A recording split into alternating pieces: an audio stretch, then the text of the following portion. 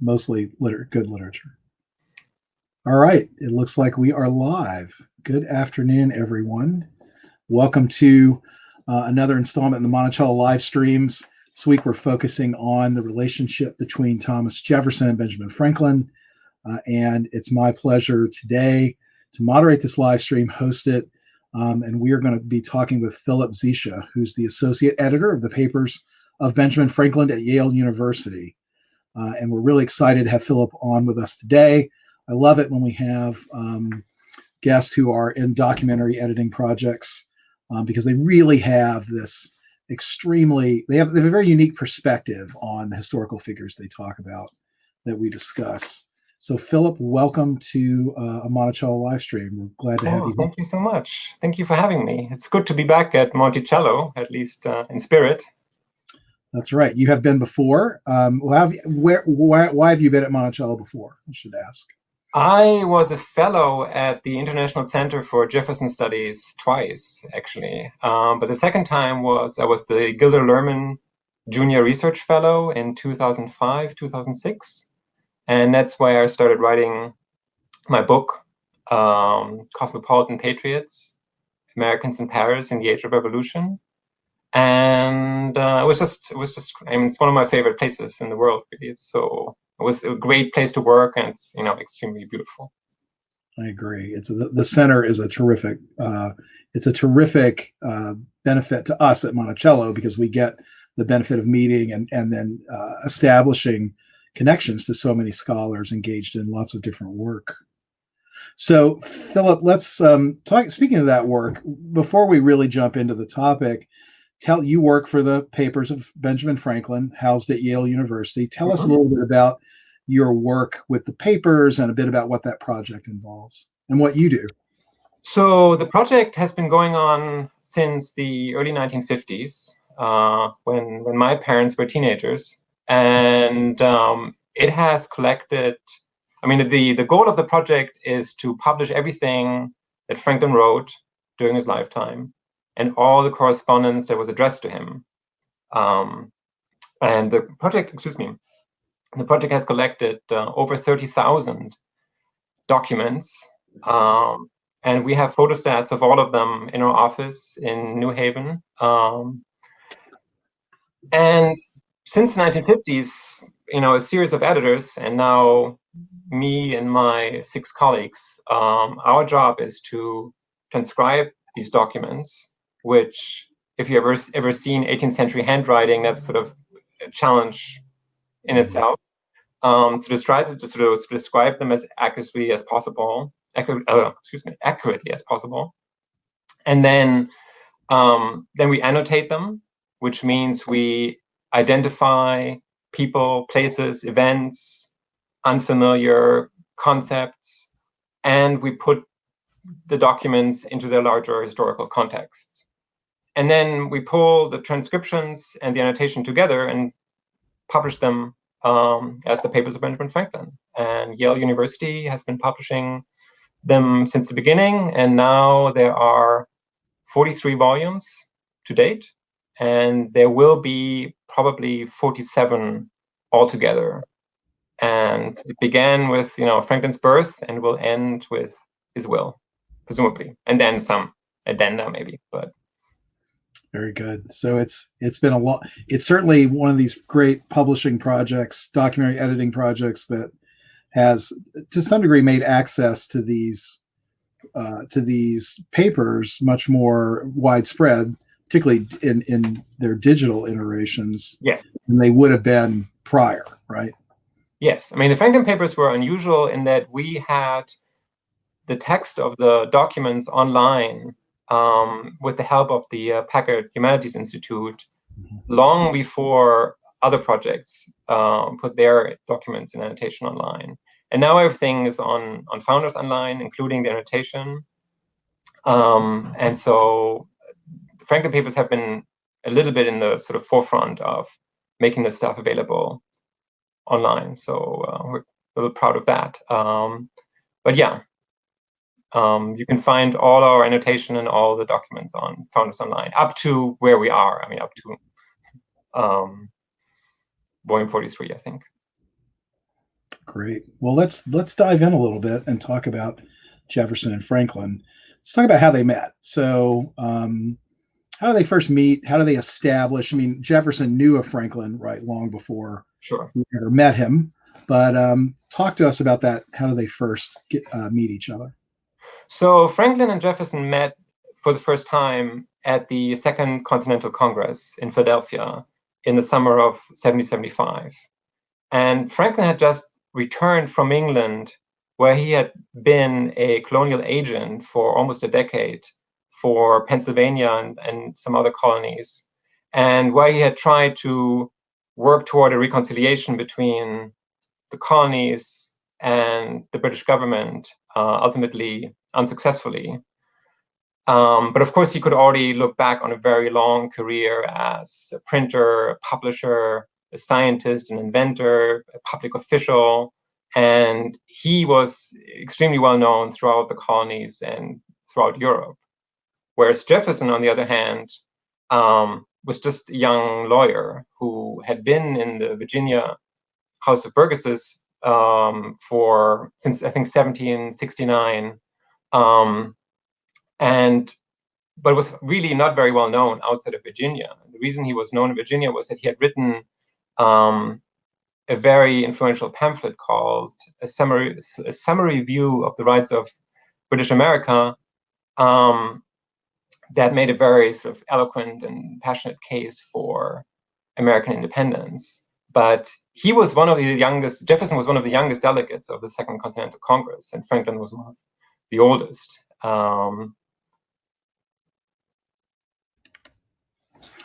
Yeah, and that meeting at the Congress is certainly where they begin their friendship. And you note that there's quite this age difference. I mean, Jefferson's in his 30s, early 30s. Franklin is, I guess, 75. He's 69. Is that right? He's somewhere Yes. in there. He's close to 70. So Yes. there's more than a generation's difference. Yes. And of course, Franklin had done all of these other things, as you note, that made him so well known. Not the least of which had to do with things that he was, he was known for his experiments with electricity. He was known for some inventions.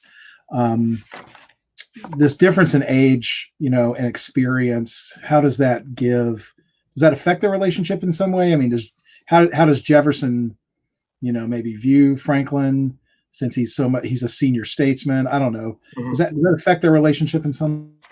Yes, I think it's actually affected in many ways. I think what you were just suggesting, I think is correct, that because Franklin was 37 years older than Jefferson, and Jefferson had a very strong sense of social hierarchy and respect for one's elders. And so I don't think Franklin and Jefferson were ever equals in the same sense that Madison and Jefferson were equals or peers.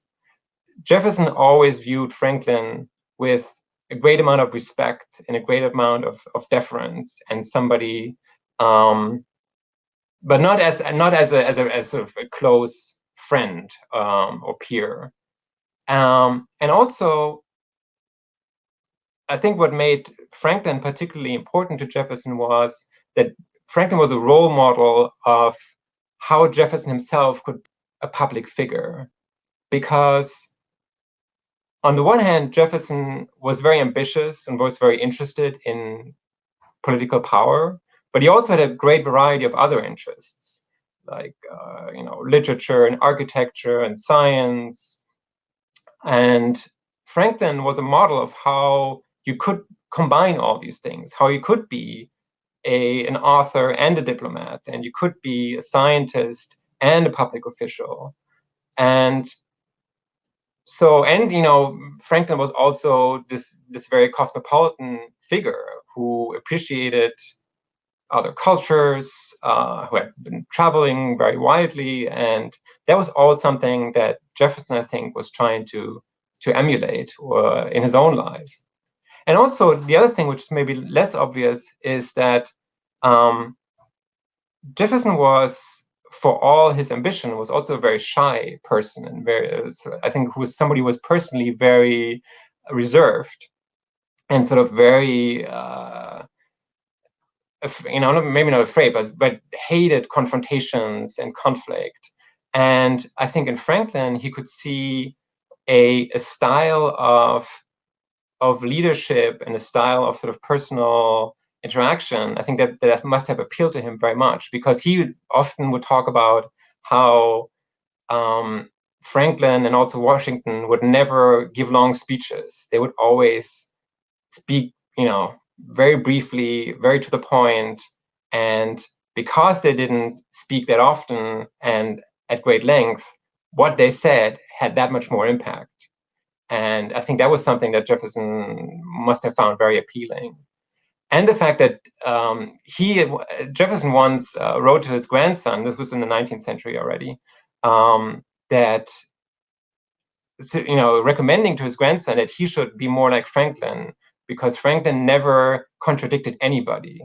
And Franklin was the most amiable person he had ever met, because whenever Franklin was asked his opinion about some controversial subject, Franklin would sort of turn it around and ask a question, and never sort of create a confrontation, but always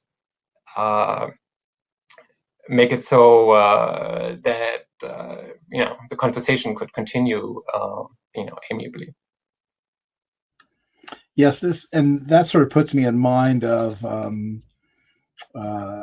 Jefferson, I don't know if very famously, but in his autobiographical fragment, he talks about working with Franklin on the Declaration of Independence, right? And he talks about the stage at which the draft of the document goes to Congress in the debate.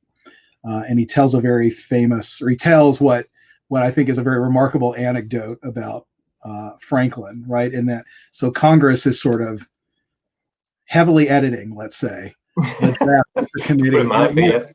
Yes, they were, definitely got a great deal of, Danielle Allen in her book, Our Declaration, talks about how the Declaration of Independence had to go through at least, I forget the exact number, I think she says 57 different debates and changes. Like if you sort of count, if you sort of look at the process, but at any rate, a lot of editing. And this, I think Jefferson was chagrined about this, right? And Franklin, he says that Franklin told him a story about when he was an apprentice in London, and and sort of a local business where a hat maker has a sign made. Are you familiar with that? Yes. Story? Yep. That's a great story. Can you tell us what he says that Franklin said to him during this debate on the Declaration? So that's the story of John Thompson, the hatter. And the idea was that, the way that Franklin told the story was that when he was a young printer, he knew this apprentice hatter who was about to open his first business, and made a sign that said, John Thompson, hatter, makes and sells hats for ready money, and it had a little sign of a hat at the bottom. And then he showed it to all his friends and asked them, what do you think of my sign? And all of his friends had very strong opinions about things that were unnecessary, because, you already had a picture of a hat. So why do you need to say that you're a hatter? And of course, you're going to sell hats. You're not going to give away hats. And so it's all redundant. And in the end, all that remained was his name and the picture of a hat. And that is why Franklin told Jefferson never to submit anything he wrote to a public body, or if he did, to expect that it would be very severely edited. And I think besides just being a charming story, it tells you something about that amiable disposition that Franklin cultivated, right? That maybe Jefferson wanted to emulate, right? That kind of manner, to give Jefferson an anecdote like that in the moment is sort of indicative maybe of Franklin's personality. And obviously, anything else I should ask? Anything else you want to say about their working together on the Declaration?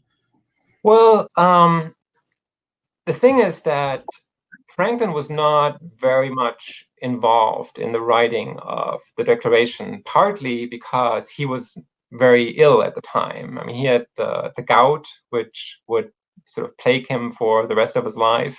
And so throughout June of 1776, he was sort of laid up with the gout and did not attend many, if any, meetings of the committee that Congress had appointed to draft the Declaration. And we do know that Jefferson sent it to him for comments, but we don't know what comments Franklin made. There's this very marked up draft of the Declaration in Jefferson's hand, which is at the Library of Congress. And it has all kinds of crossouts and things written between the lines, but we simply cannot sort of trace back who suggested which change. I mean, some of the changes might have come from John Adams or other people in the committee. Some changes might have come from Franklin.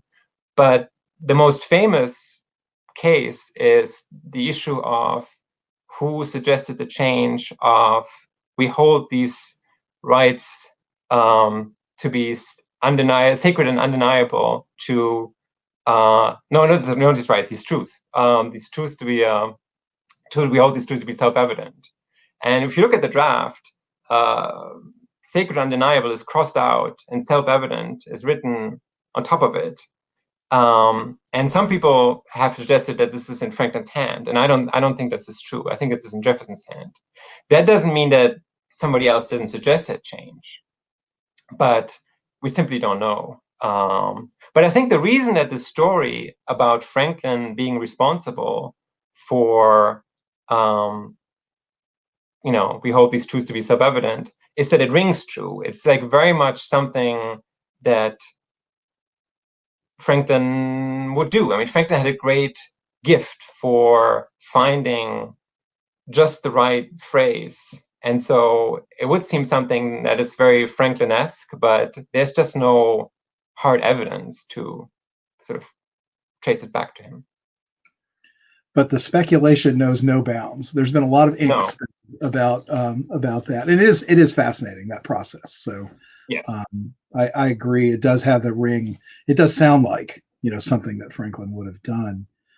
So they work. So they're together in the Second Congress in that period leading up to independence, and then really their paths won't cross significantly again until Jefferson goes to France.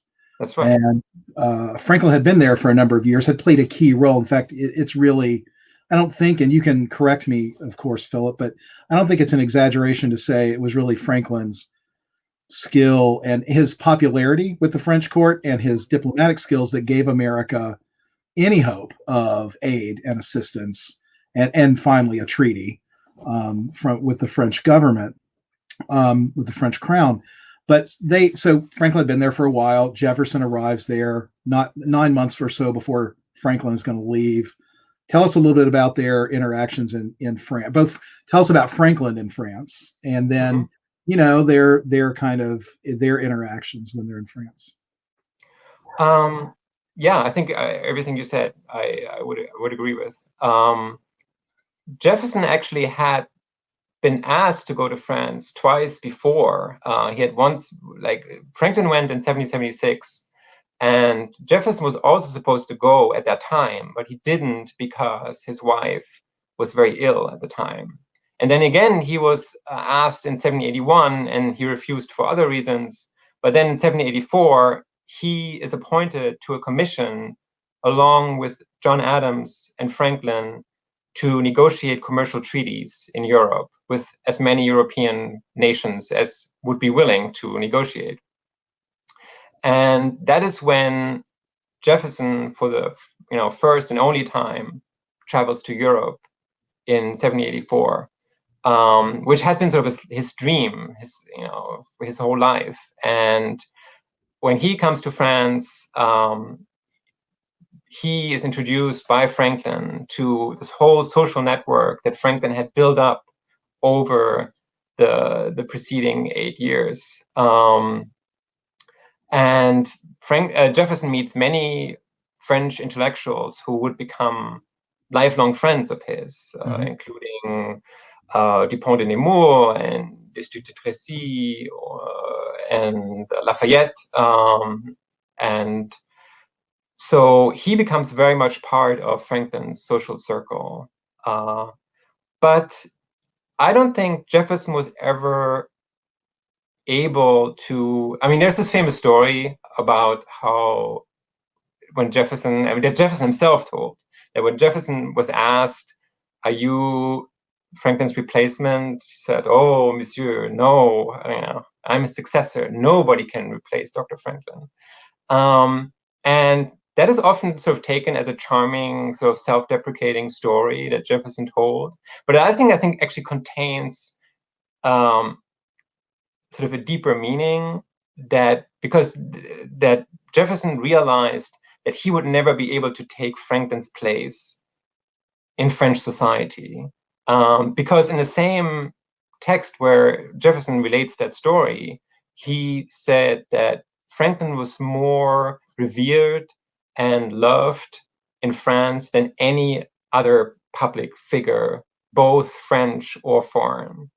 And I mean, that was something that Jefferson could never live up to. I mean, both because the bar was so high, but also because temperamentally, Jefferson was not somebody who went out to social functions and was very sort of outgoing or like made friends easily. So he preferred to invite people to his own home, just as he would do in Monticello, and have sort of a small circle of intimate friends.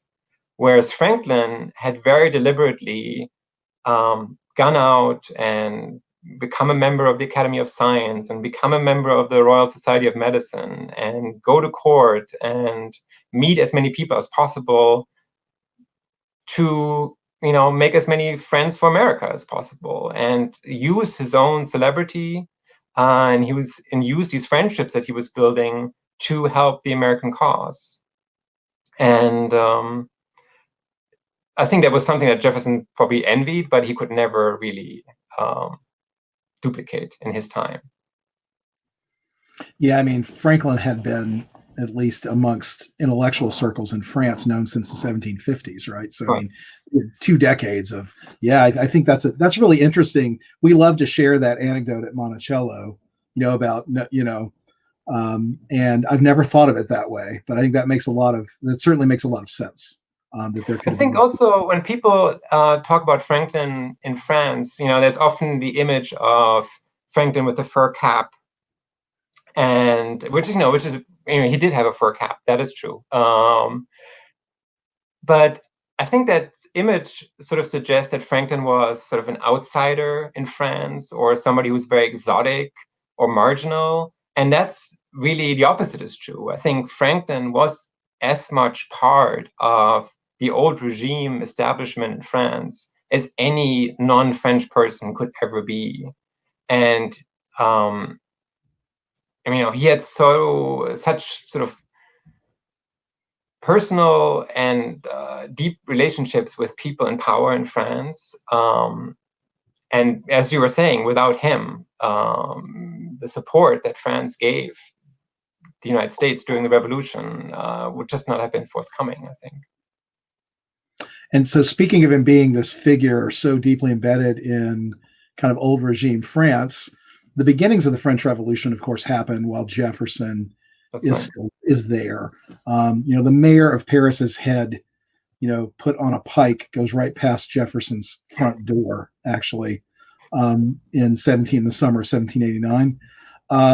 What are their reactions to that? I mean, everyone, people like to put historical figures in kind of easy buckets and sort of say, oh, this person was a Francophile, this person was an Anglophile. But how did they initially? What does Franklin think about the French Revolution in its beginnings? Although he died, of course. So just so everyone's clear, he dies.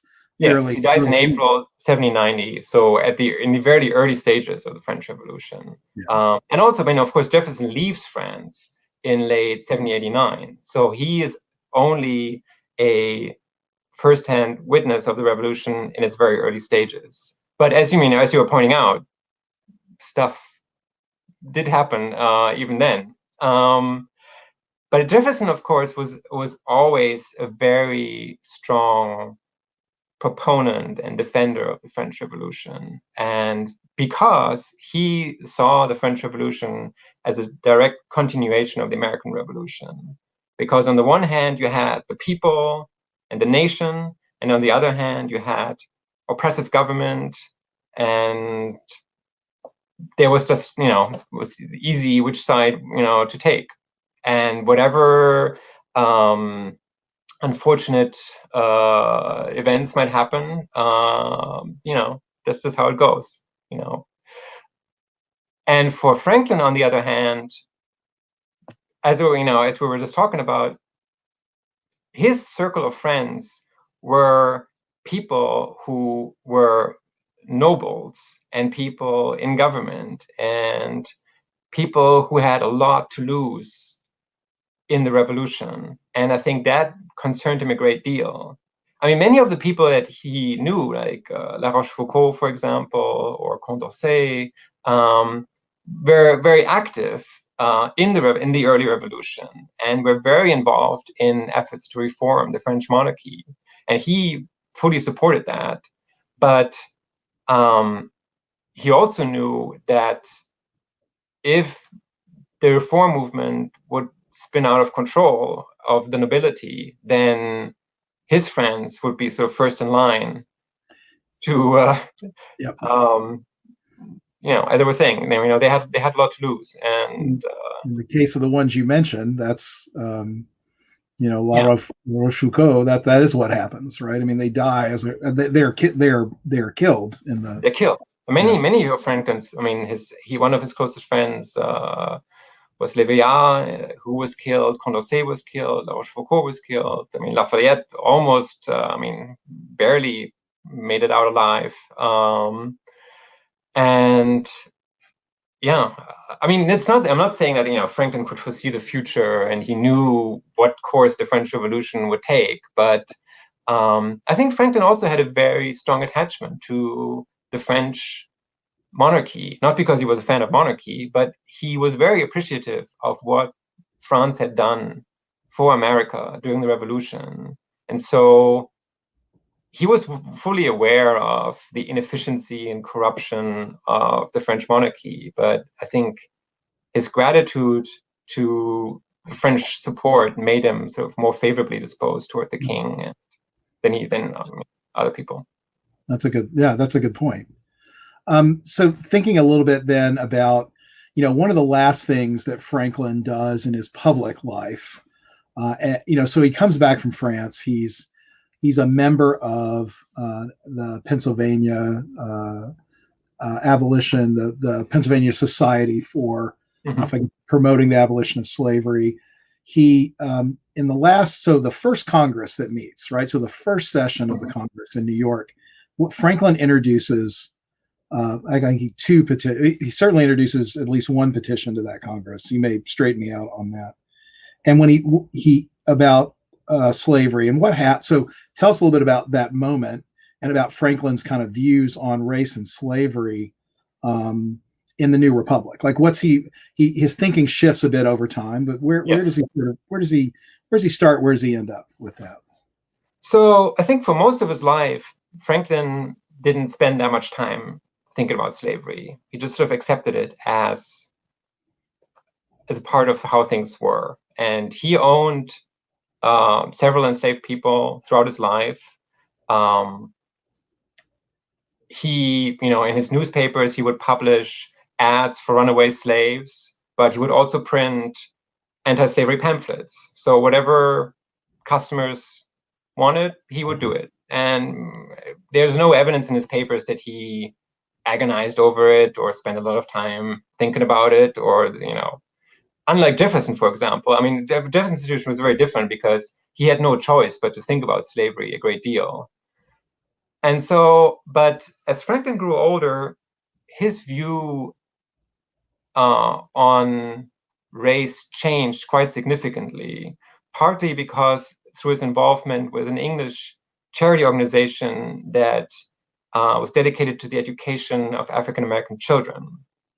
And in visiting those schools, Franklin realized that these children were really no any different than any other children, and their intellectual capacities were just the same. And so I think that led him down the path of questioning the institution of slavery. And then at the moment surrounding the American Revolution, which was also the moment when Jefferson was most active in his efforts to make, for example, make emancipation of slaves in Virginia easier for slave owners, which were all shut down, and where I think Jefferson was most hopeful about the prospects of emancipation and abolition. Franklin really takes a stand for the first time really in his life on the issue of slavery by becoming the president of the Pennsylvania Abolition Society. And he wasn't very involved sort of in the day-to-day activities of the society, but just by being its president, that was a big deal. Because, I mean, as we were saying, Franklin was one of the most well-known people in America and Western Europe. And that definitely sent a signal that, and the society, he signed their letters and their petitions and so on and so forth. And this petition to Congress in 1790 was particularly remarkable because the Constitution that had just been adopted very explicitly said, we're not going to touch the slave trade for another 20 years. And implicitly, we're not going to talk about slavery for another 20 years, at least. The framers punted. I mean, they completely, right. I mean, the framers completely punted this.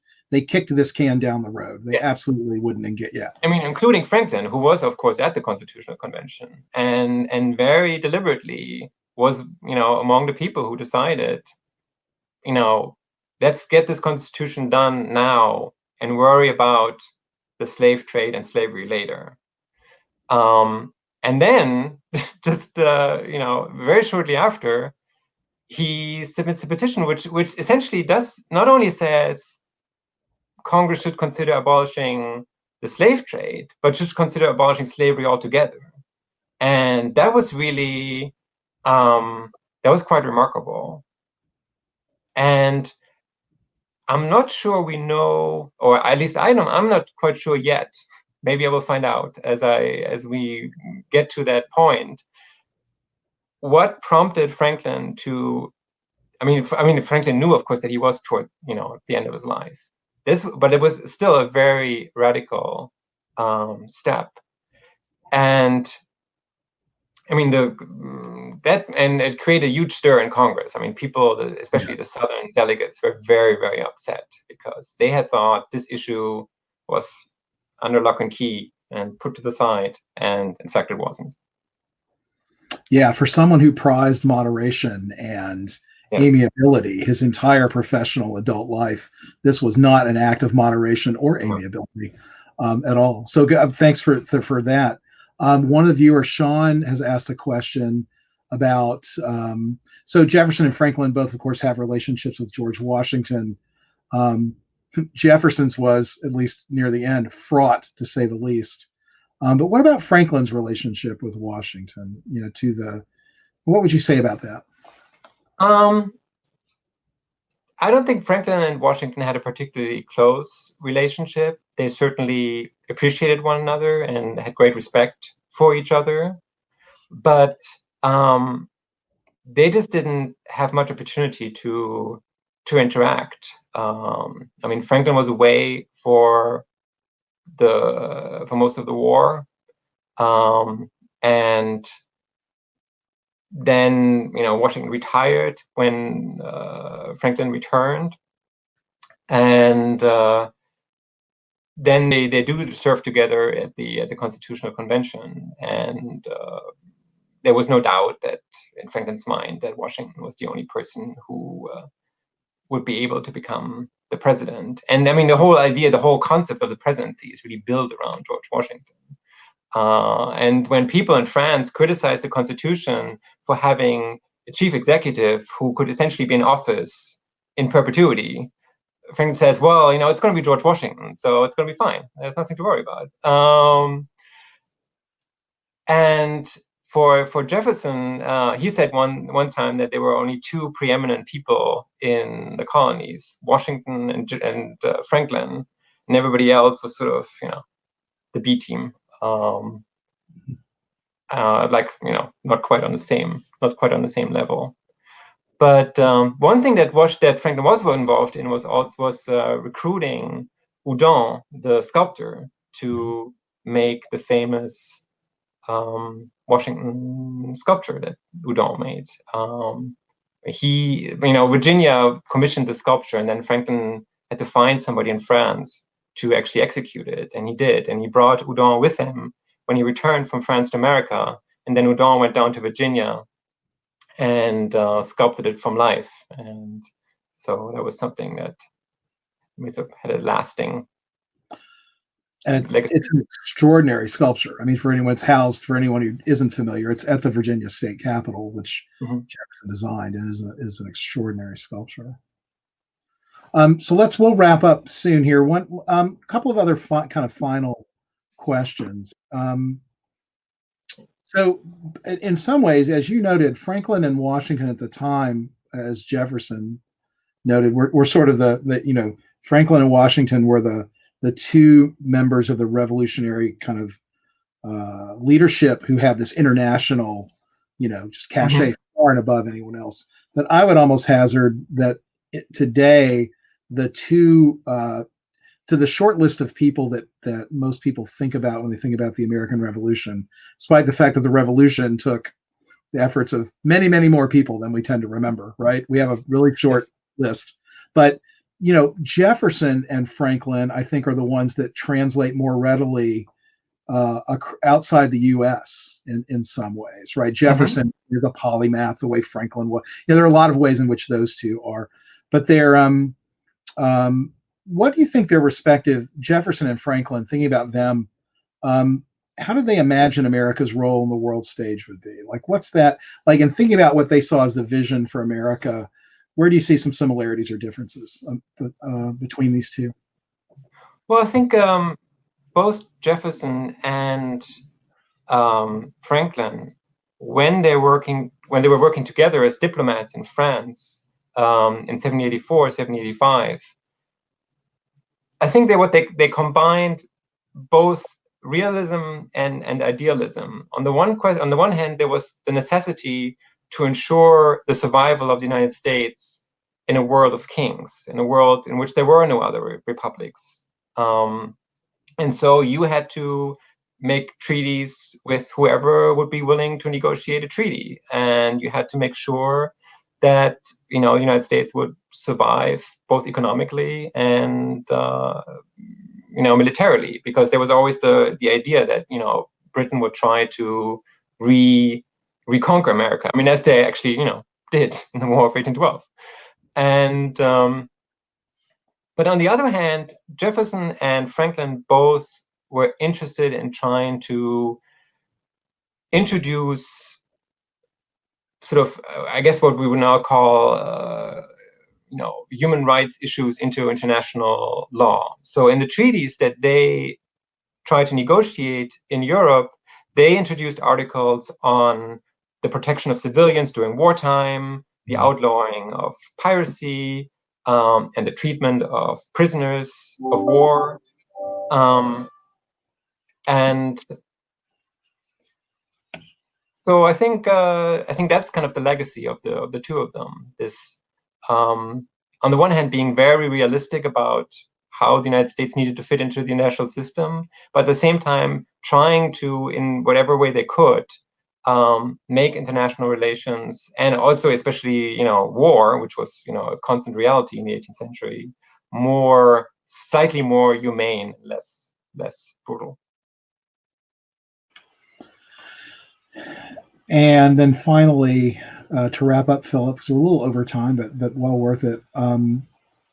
In the last, the last time they met, Jefferson, there's some, or at least Jefferson talks about, he encouraged Franklin to finish his autobiography, right? Kind of this very famous, unfinished. I mean, I don't know if, Franklin was already quite old at the time already. Right. Franklin and Jefferson saw each other last time. That was in March 1790, so about a month before Franklin died. And Jefferson was on his way from Virginia to New York to become Secretary of State under George Washington. And he stops by in Philadelphia to see Franklin, who was already literally on his deathbed. And, the first thing that Franklin wants to know is what's going on in France and how are his friends doing. And Jefferson tells him all about it. And it's apparently agitates Franklin a great deal, which, if probably not what you should tell people, like somebody who's like, is very old and, dying. And then, I guess to change the subject, Jefferson says, "Oh, I hear you're working on your autobiography." And Franklin says, "Well, I do, but I can't really tell you anything about it." Franklin was very protective of his autobiography. But, here I have something. He gives Jefferson a piece of paper, and it's not entirely sure what it is. And it has to do with Franklin's negotiations with Britain before the outbreak of the American Revolution. And he tells Jefferson to keep it. And Jefferson does. And later, after Franklin's death, he gives it to Franklin's grandson, William Temple Franklin, and never hears of it again. And then there's this whole thing in the autobiography where Jefferson says, in Jefferson's autobiography, I shouldn't have given it to Temple because he suppressed it. And Julian Boyd in the Papers of Jefferson and the Papers of Thomas Jefferson has sort of shown that this could not have happened the way Jefferson remembered it for various reasons. But they definitely did talk about Franklin's autobiography when they met for the last time, and it was kind of a very sort of poignant meeting of the two of them, and sort of and then Jefferson contributes to a eulogy that is given for Franklin at the American Philosophical Society. And this is where the famous story comes from. I'm not Franklin's replacement, I'm a successor. And that sort of Jefferson's contribution to the memory of Benjamin Franklin, because I feel like that's one of the better known stories about the two of them. Well, I think we'll conclude with that, Philip, and thank you very much for joining us today, and for everybody who tuned in. This has been great. Really appreciate it. We could go on for much longer, I'm sure. But everybody who tuned in to watch, thanks for being here as well.